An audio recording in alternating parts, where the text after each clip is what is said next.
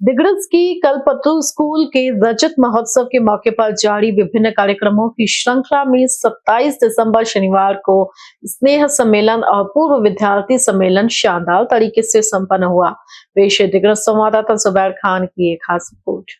हौसलों की उड़ान से आसमान का सफर तय करने वाले परिंदे हर रोज जिस तरह शाम को अपने घोंसलों की ओर लौटते हैं, ठीक उसी तरह 27 दिसंबर शनिवार को कल्पतरु स्कूल के पूर्व विद्यार्थी अपने स्कूल के रजत महोत्सव के मौके पर आयोजित स्नेह सम्मेलन और पूर्व विद्यार्थी सम्मेलन में आ पहुंचे, जहां अपने पूर्व शिक्षकों और साथियों से मिलकर उनके खुशी का कोई ठिकाना नहीं रहा। विद्यार्थियों के चहचहाते चेहरे अपने स्कूल और अपने शिक्षकों के प्रति अपनी कृतज्ञता को व्यक्त कर रहे थे। खास बात ये रही कि इस कार्यक्रम का आगाज पूर्व विद्यार्थियों द्वारा दीप प्रज्वलन से किया गया।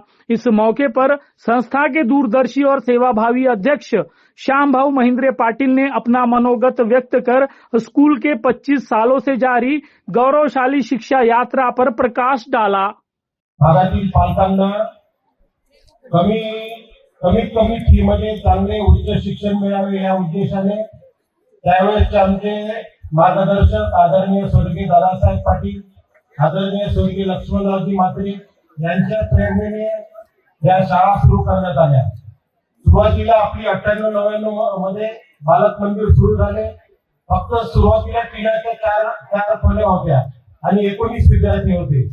2001 मध्ये इंग्लिश मीडियम शाळा सुरू झाली, त्याला 13 विद्यार्थी होते। आज आपल्या सर्व पालकांच्या व सर्वांच्या सहकार्याने आपल्या या अशा प्रशस्त रूप तयार झालेले आहे आणि इंग्लिश मराठी शाळा मिळून आज आपले 1340 विद्यार्थी इथे शिक्षणाचा लाभ घेत आहेत। इस दौरान पूर्व नगर अध्यक्षा तथा स्कूल संचालिका मीनाताई पाटिल ने भी अपने प्रेरक भाषण से विद्यार्थियों का हौसला बढ़ाया। आदरणीय दादासाहेब म्हात्रे काका, इतर सर्व संचालक मंडळ यांनी श्याम पाटील आणि त्यांच्या इतर सहकार्यांवर ही सर्व जबाबदारी सोपवून ते निश्चिंत झाले आणि ही सर्व जबाबदारी श्याम पाटील आणि त्यांच्या संचालक मंडळांनी बरोबर लीलया पेटली।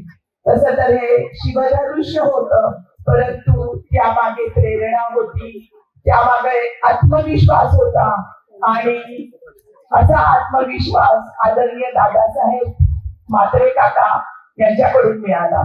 दादासाहेबांचं तर हे जागेपणी पाहिलेलं स्वप्न होतं। इस कार्यक्रम में क्या विद्यार्थी और क्या शिक्षक सभी के सभी स्कूल की सुनहरी यादों को याद कर इतने भाव विभोर हो उठे थे कि मानो ऐसा लग रहा था जैसे कोई बिछड़ा हुआ बच्चा वापस अपनी माँ के गोदी में आ बैठा हो। As is just a number असं जे म्हणण्यात येते ती मी प्रत्यक्ष पाहिलेलं आहे, ते म्हणजे दादासाहेब पाटील यांच्यामध्ये। मला वाटते सरांनी 80+ होते सर, आणि त्यानंतर सुद्धा 2 वाजेपर्यंत शाळा असल्यानंतर मीटिंग घेणे किंवा प्रत्येक गोष्टीमध्ये मॅडमनी सांगितल्याप्रमाणे पुस्तकं कोणते पाहिजे, खेळणे कोणते पाहिजे यामध्ये प्रत्यक्ष लक्ष घालणे, यामध्ये सरांनी खूप योगदान दिलेलं आहे। दादासाहेब पाटलांनी शिकवलं का कधी थांबायचं नाही, कारण dynamic is life and stagnation is death. आणि सुरुवातीच्या काळामध्ये ती शाळा समोर नेण्याकरता रात्रंदिवस झटण्याकरता या पानबन स्वामी संस्थांच्या मध्ये असणारे सन्माननीय श्री शामभाऊ पाटील, सन्माननीय भगत सर, सन्माननीय श्री काळे सर यांचं अतिशय सहकार्य तर लाभलं, परंतु सन्माननीय निमकर सर, सन्माननीय गिरंकर सर, सन्माननीय अस्मान त्यावेळेच्या सर्व स्टाफनी अतिशय अमोल असं सहकार्य केलं। ही शाळा माझ्यासाठी केवळ शिकण्याची जागा नव्हे तर आयुष्याची ओळख दाखवणारी मातृछाया आहे। मला अत्यंत अभिमानाने सांगायचं आहे की मी या शाळेतून मराठी माध्यमातून शिक्षण घेतलं। आज या जगात जेवढं इंग्रजी महत्वाचं आहे तेवढंच आपली मातृभाषा मराठी देखील महत्वाची आहे। या शाळेत मला कधीही अध्यक्षाचा मुलगा म्हणून वागणूक दिली नाही गेली आणि मी सर्वांसारखाच एक साधा आणि सामान्य विद्यार्थी होतो। आपली शालेय जीवनातील गोड आठवणी पुन्हा या निमित्ताने ताज्या झाल्या। या शाळेने आम्हाला केवळ शिक्षणच दिलं नाही, तर जीवन कसं जगायचं, योग्य मूल्य संस्कार कशी जोपासायची आणि संघर्षाला सामोरं कसं जायचं हे शिकवलं।